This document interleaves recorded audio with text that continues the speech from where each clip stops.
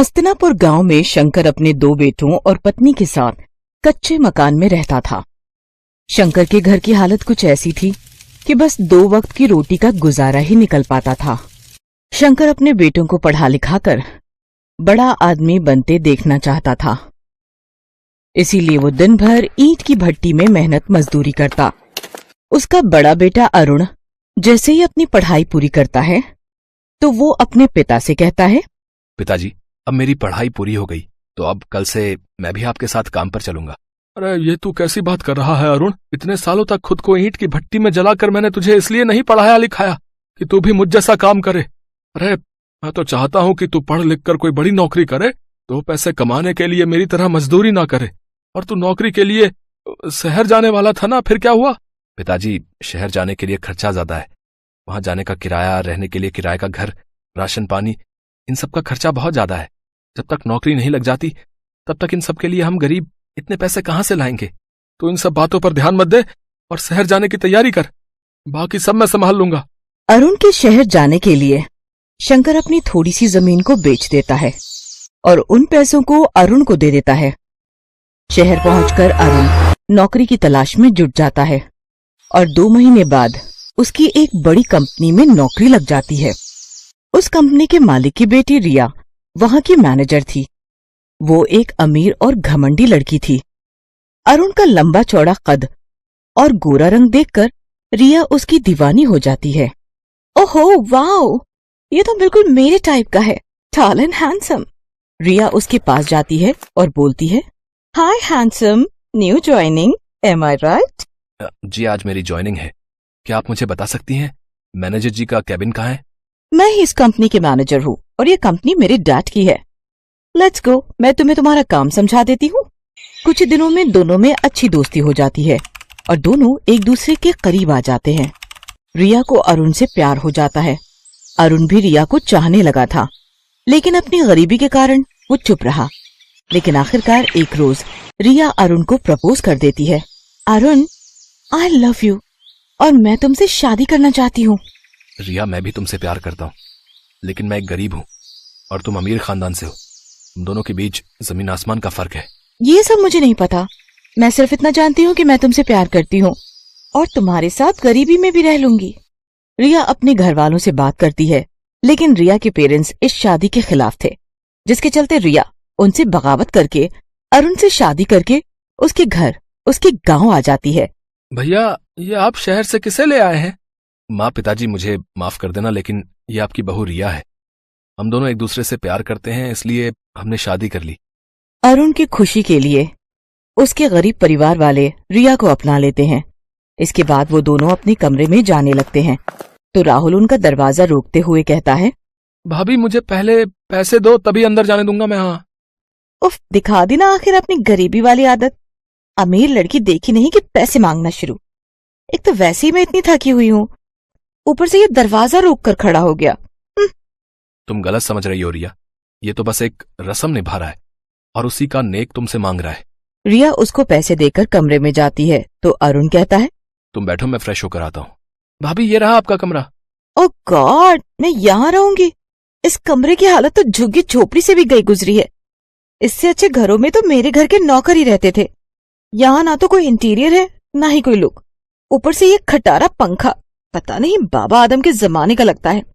पता नहीं तुम सब इतनी गर्मी और गरीबी में कैसे एडजस्ट करते हो। वो अपने देवर को गरीबी के ताने दे रही होती है कि तभी वहां अरुण आ जाता है तो वो चुप हो जाती है। अगले दिन रिया नहा धोकर आती है तो उसकी सास उससे कहती है, नहा गई बहू, चल आज तेरी पहली रसोई है तो अब जल्दी से कुछ मीठा बना दे। रिया किचन में जाती है तो वहां मिट्टी का चूल्हा जल रहा होता है और खाना बनाने के लिए कुछ बर्तन थे। हे भगवान, ये किचन देखकर तो मुझे ऐसा लग रहा है जैसे मेरा ससुराल हड़प्पा संस्कृति में जी रहा है। रिया गुस्से में हलवा बनाती है और अपने ससुराल वालों को खाने के लिए देती है। ऐसे ही कुछ दिन बीत जाते हैं। गांव में ही एक कंपनी खुलती है जहां अरुण नौकरी पर लग जाता है। अरुण जब घर पर नहीं होता तो रिया अपने ससुराल वालों को गरीबी के खूब ताने देती। एक रोज जब उसकी सास पूजा करने बैठती है तो रिया उस पर चिल्लाते हुए कहती है, सासू माँ, आपको पूजा के लिए यही टाइम मिलता है क्या? जब घर के कामकाज का टाइम होता है तो आप पूजा करने बैठ जाती हो। ये सब ढोंग बाद में करना, और ये लो अभी ये सब्जी काटो। और पिताजी आप निकम्मों की तरह पड़े हो, ये नहीं कि बाजार जाके सब्जी ही ले आऊं। और राहुल तू जाकर पानी भर ला। पढ़ने का ड्रामा ना कर, बाद में करियो। जब से आई हूं तुम सबकी तो ऐश हो गई है। अरुण जब घर पर नहीं होता तो रिया उन सबसे खूब काम लेती और अरुण के आने पर खुद बेचारी बनकर घर के काम करने लगती। कुछ महीनों बाद रिया गर्भवती होती है। ये सब सुनकर सभी घर वाले बहुत खुश होते हैं। उन सबको खुश होता देख रिया उन सबसे कहती है, मैं आप सबसे कुछ कहना चाहती हूँ। मैं नहीं चाहती कि जिस गरीबी में मैं जी रही हूँ उसमें मेरा बच्चा भी जिए, इसलिए मैं अरुण के साथ शहर शिफ्ट हो रही हूँ। मेरे डैड ने हम दोनों को शहर बुलाया है। रिया, तुम मेरे माता पिता से मुझे अलग करना चाहती हो? बचपन से मेहनत करके उन्होंने मुझे पढ़ाया लिखाया, और अब जब उन्हें मेरी जरूरत है तो तुम मुझे उनसे अलग कर रही हो। मैं कहीं नहीं जाऊंगा, तुम्हें जाना है तो जाओ। तो फिर सड़ते रहो तुम यहीं, मैं तो चली। रिया अपना सूटकेस उठाकर जाने लगती है। तभी रिया की सास उससे कहती है, ठहर बहू, अरुण भी तेरे साथ जाएगा। चला जा बेटा, नहीं तो दुनिया वाले कहेंगे कि हमने तेरा घर तोड़ दिया। इसके बाद दोनों शहर आ जाते हैं। शहर आकर रिया की जिंदगी अच्छी खासी कटने लगी, लेकिन अरुण उदास रहने लगा। उसे रह रहकर अपने गरीब परिवार की याद सताने लगी। ऐसे ही समय गुजरा और रिया ने एक बच्चे को जन्म दिया। अरुण अरुण, मेरा बच्चा कहाँ है? मैंने उसे गोद में नहीं खिलाया। रिलैक्स रिया, हमारा बच्चा अभी यहीं था। हो सकता है कि नर्स ले गई होगी, मैं अभी जाकर पता करता हूँ।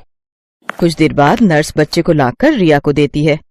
अपने बच्चे को गोद में लेकर रिया बहुत रोती है, जिसके बाद उसे एहसास होता है और वो सोचती है, कुछ देर के लिए भी मैं अपने बच्चे को खुद से दूर बर्दाश्त नहीं कर पाई, तो अरुण के माता पिता उसके बिना कैसे रहते होंगे। तभी अरुण वहां आ जाता है तो रिया रोते हुए उससे माफी मांगती है और कहती है, अरुण मुझे माफ कर दो, मुझे अपनी गलती का एहसास हो गया है। अब मुझे मेरे घर, मेरे ससुराल ले चलो अरुण। उसके बाद रिया अपने बेटे को लेकर ससुराल आती है और सबसे अपने किए की माफी मांगती है। सासू माँ, पिताजी, राहुल, मुझे माफ कर दो। मैं एक अच्छी बहू नहीं बन पाई अपने सुख के लिए। मैंने आपको आपके बेटे से अलग कर दिया, लेकिन माँ बनके मुझे एहसास हुआ कि अपनों से दूर रहने के बाद कैसा लगता है। मेरा बच्चा अब इसी घर में खेलेगा जहां वो अपने दादाजी के कंधों पर बैठकर पूरे गांव में घूमेगा और अपनी दादी से खूब लाड पाएगा और चाचू के साथ खूब खेलेगा। मैं जानती थी बहू कि एक दिन तुझे अपनी गलती का एहसास जरूर होगा। जो भी हुआ उसे हम सब ने भुला दिया और तू भी भूल जा और अपनी जिंदगी की नई शुरुआत कर। इसके बाद रिया अपने ससुराल वालों के साथ बड़े ही प्यार से रहने लगती है और वहाँ के हर तौर तरीके सीख जाती है।